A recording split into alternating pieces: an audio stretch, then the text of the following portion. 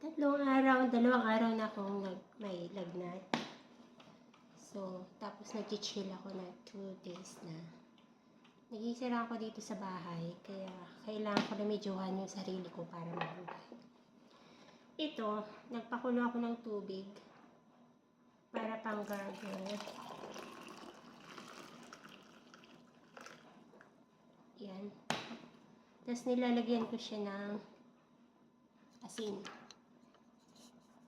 May gamot naman ako, kasi lang inuubo talaga ako.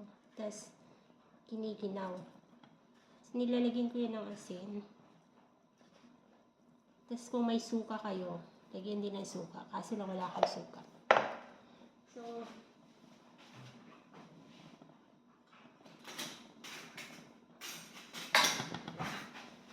ito yung ginagawa ko. Tunayin mo yung asin, tapos, imumog mo. Para maalis yung kape ng lalamunan. Habang mainit. Pero ito masyadong mainit yan. Sa luwan ko siya ng konting tubig kasi mainit masyado.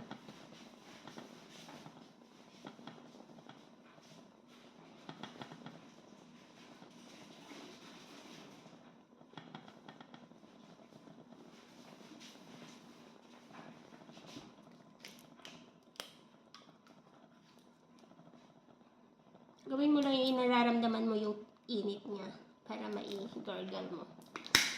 Para maibumog. Ito na yung ginagawa ko para maalis yung kati ng lalamunan. Oh, init! Tapos glass pa yung pinaglagyan ko, no? Talaga. So, normally, mga Pilipino, alam na nila itong mga ganito, diba? Sobrang init.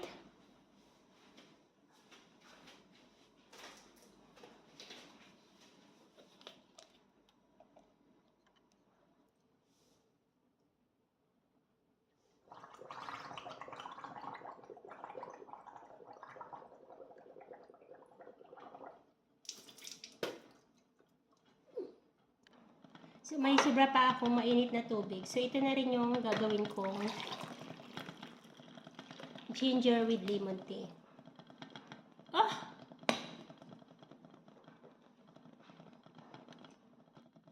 Tapos ito na, binababad ko lang siya ng 3 minuto. Or 1 minuto lang. Hindi ko siya pinapakuluan. Mas gusto ko fresh yung ginger. Tapos, nilalagyan ko siya ng lemon. Hindi ako naglalagay ng honey pag inuubo ako. Ito lang yung ginagawa ko.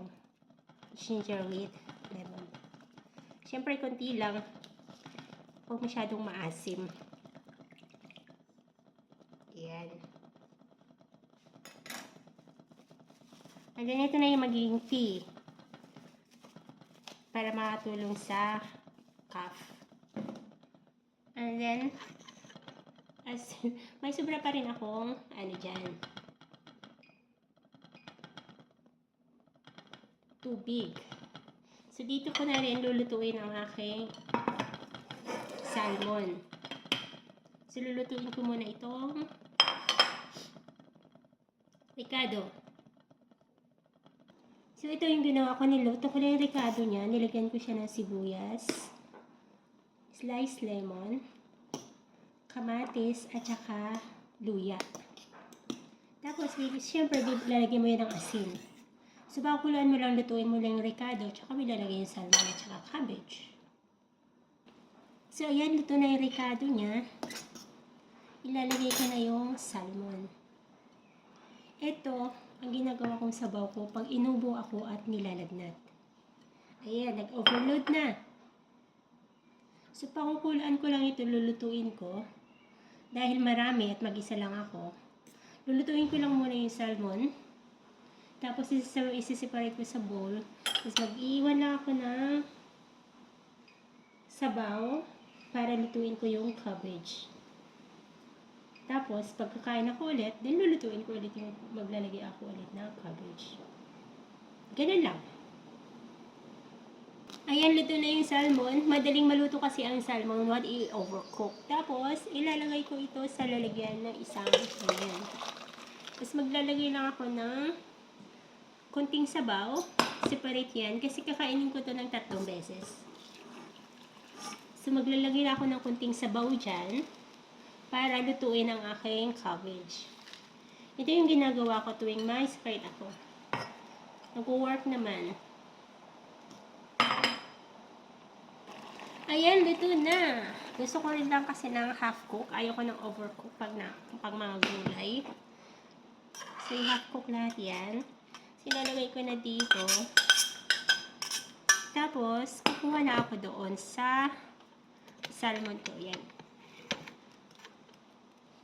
Para kainin ko ito ng 3 beses.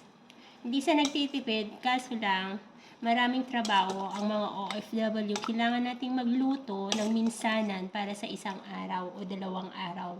So, ilalagay na lang sa fridge para ipainit na lang. Yun na lang yung ginagawa ko. Hindi ko ginawang sinigang, pero hinaluan ko siya ng lemon peel or basta lemon. Ni-slice ko na lang yung lemon. So, 2. So, pag kailangan ko ulit kumain, magluluto rin ako ulit ng sabaw para sa cabbage ko. Ito na yung pagkain ko. Siyempre, naka-ready na rin ang aking gamot. At okay na rin yung tea na ibabad na. So, ito na rin yung iinumin ko mamaya after my meal. Ayaw ko lagyan ng honey. So, ito, okay na rin yung rice ko, syempre. Bye-bye!